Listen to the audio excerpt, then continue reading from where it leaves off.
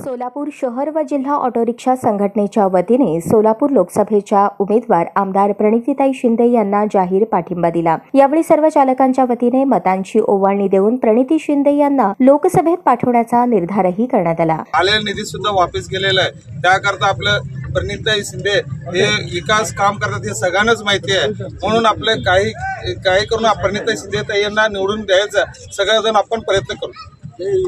जो निर्णय घेतलेला होता जे ड्रायव्हर विरोधी कायदा, त्या कायद्याच्या विरोधात आमची संघटना सातत्याने आवाज उठवत होती। त्या प्रसंगी आम्ही ताईंना एक निवेदन दिलं होतं, ताई जो ड्रायव्हर विरोधी कायदा जो आहे, जो अपघात झाला तर 10 लाख रुपये दंड आणि 7,000 रुपये सजा।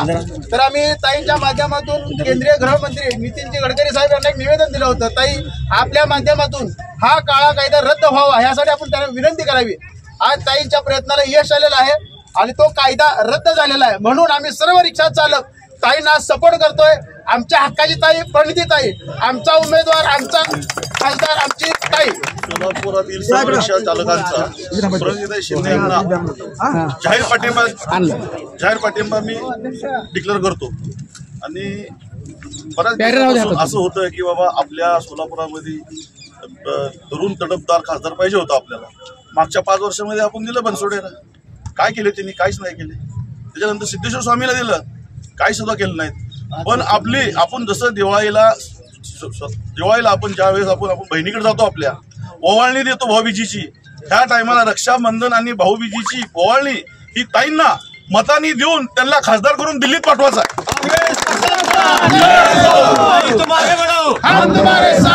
मागील 2 वर्ष भाजपच्या खासदारांनी कोणतीही विकासाची कामे केलेली नाहीत। भाजपकडून केवळ फसवी आश्वासने देण्यात आली। त्यामुळे यावेळी सोलापूरची लेक म्हणून प्रणिती शिंदे यांना बहुमताने विजयी करण्याचा निर्धारही रिक्षा चालक संघटनेच्या वतीने करण्यात आला।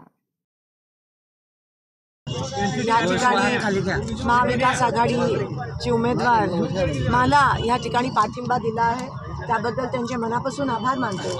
आणि त्यांनीच आज मुद्द्याचं बोला हा प्रश्न सामान्यांचा सोलापूरच्या विकासाचा हा कॅम्पेन आमचा आम्ही लॉन्च करत आहोत। पण रिक्षावाल्यांनी मला आज पाठिंबा दिला, त्यांचे मनापासून आभार मानते। आणि खरंच मला असं वाटतं रिक्षावाल्यांचा आवाज हा सर्वसामान्यांचा आवाज आहे। आज इंधन दरवाढ असू देत, CNGमध्ये दरवाढ असू देत, दुष्काळात 13वा महिना सगळ्यांसाठी या ठिकाणी निर्माण झाला आहे। कारण का एकीकडे महागाई आणि दुसरीकडे रेशन दुकानात माल मिळत नाही, रॉकेल मिळत नाही, कसं जगावं? आत्ताच मी या ठिकाणी मोहोळवरून येते, तिथे पण शेतकरी त्रस्त झाल्यात। एका तर शेतकरी सांगितलं की चपलेवर पण या ठिकाणी GST आहे। समोरून पैसे देण्याचं नाटक करतात, पण मागून GST एवढा आवाढव्य लावतात। सामान्य गोरगरीब शेतकरी महिला कसे जगतील ह्या देशात आणि ह्या सोलापुरात? आणि म्हणून आता सत्ता बदल मला असं वाटतं झाली पाहिजे लोकांसाठी।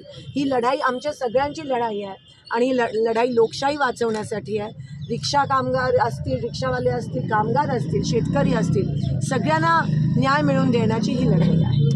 की मागच्या 10 वर्षात या सोलापुरात जे भाजपचे खासदार होते त्यांनी काहीही या सोलापूरसाठी केलं नाही।